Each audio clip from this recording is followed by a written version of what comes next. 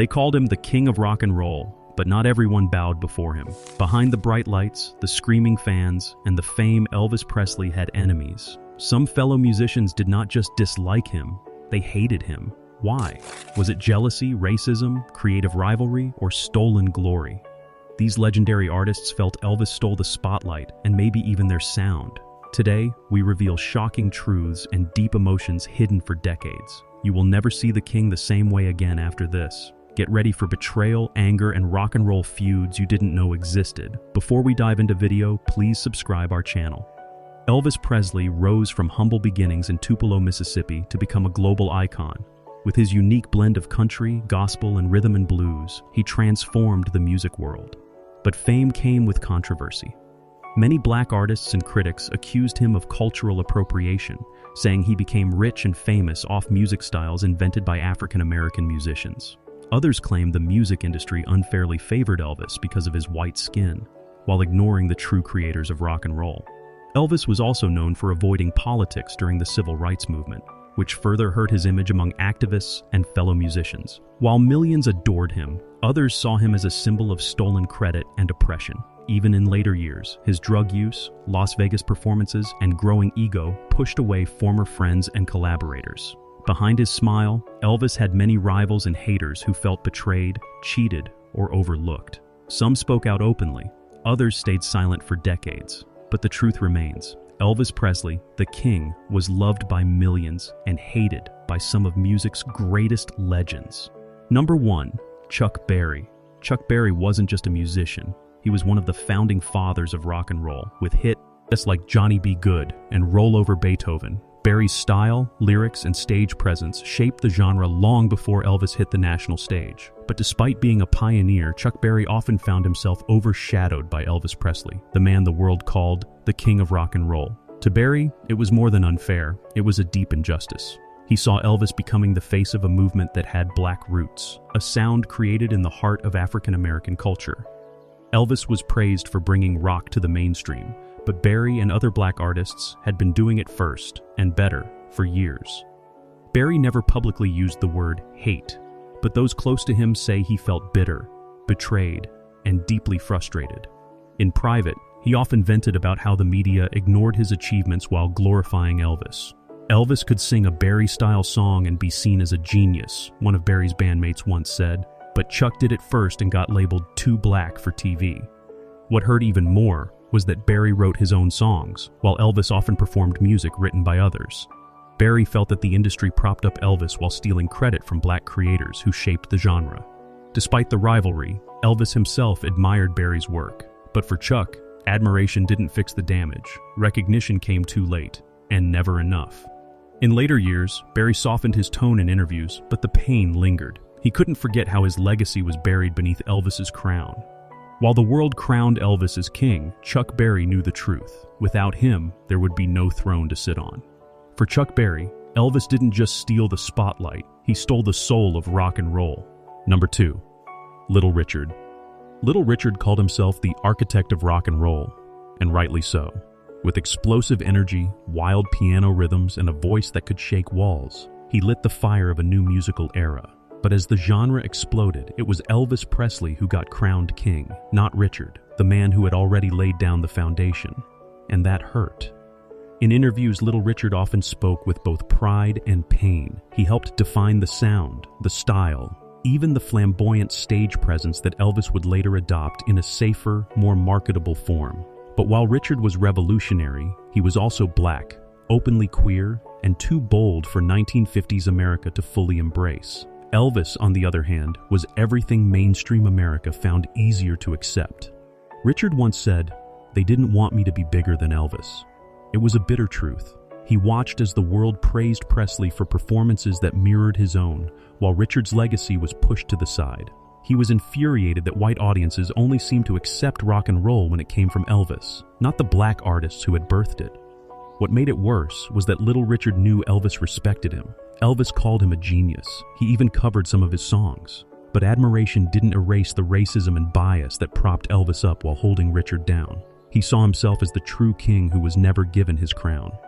In his later years, Little Richard became more vocal. He told crowds and reporters alike, "I am the innovator. I am the originator." That wasn't ego, it was a cry to reclaim what history had stolen. He did not just dislike how Elvis was celebrated, he hated the system that erased black genius while putting a white face on a black sound. To Little Richard, Elvis was not the enemy, the injustice was. But Elvis was the symbol of that injustice, and for that, he could never be full. Lee forgiven. Number 3, Fela Kuti. Fela Kuti wasn't just a musician, he was a movement, a Nigerian pioneer of Afrobeat, political activist, and fearless voice against colonialism. Fela fought against the systems that robbed African people of their identity and pride. So when he heard the world calling Elvis Presley the king of rock and roll, Fela didn't just roll his eyes, he raged. In his speeches and interviews, Fela Kuti was brutally honest. He once declared, "Elvis Presley is no king, he is a thief." For Fela, Elvis represented everything wrong with Western music imperialism. A white man taking the sound, soul, and spirit of African and African-American music and being celebrated for it globally, while black creators were forgotten, ignored, or erased. To Fela, Elvis was not just a singer, he was a symbol of cultural theft. The rhythms that birthed rock and roll came from African drums, blues, and spirituals, music rooted in black pain and resilience. Yet the global media gave Elvis the crown, pretending he invented what generations of black musicians had already created. This wasn't personal jealousy. Fela didn't care for American fame. What infuriated him was the systematic erasure of black excellence. He believed Elvis's fame was built on plagiarism, powered by a system that had long exploited African culture and repackaged it for white consumption. In his lyrics, Fela often attacked Western hypocrisy. He warned Africans to be careful who they praised, and when someone mentioned Elvis, Fela would scoff and say, "They took our music, gave it to a white boy, and called him king." To Fela Kuti, Elvis Presley was not just overrated. He was a fraudulent product of colonial thinking, exported to control and reshape global culture. Fela believed in reclaiming black power, black music, and black history. And for him, that meant tearing down the myth of Elvis Presley, brick by stolen brick. Number 4, John Lennon. To millions, John Lennon was one of the greatest musical icons of all time. But even Lennon had idols, and at the top of that list was Elvis Presley. As a teenager in Liverpool, John once said, "Before Elvis, there was nothing."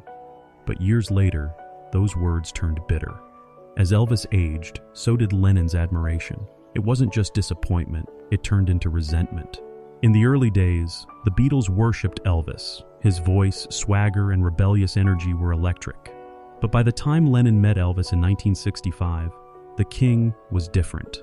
He wasn't the edgy rock rebel anymore. He was a Hollywood puppet, starring in cheesy movies and living behind the gates of Graceland. Lennon felt betrayed. The icon who had inspired him had, in his words, sold out. Lennon wasn't shy about it either.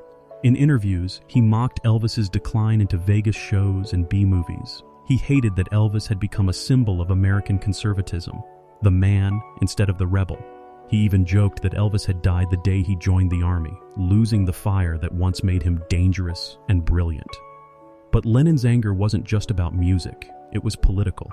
In the 1970s, Elvis wrote a letter to President Nixon calling Lennon a threat to American values. That infuriated John. To him, Elvis had become a tool of the very system that once tried to silence rock and roll.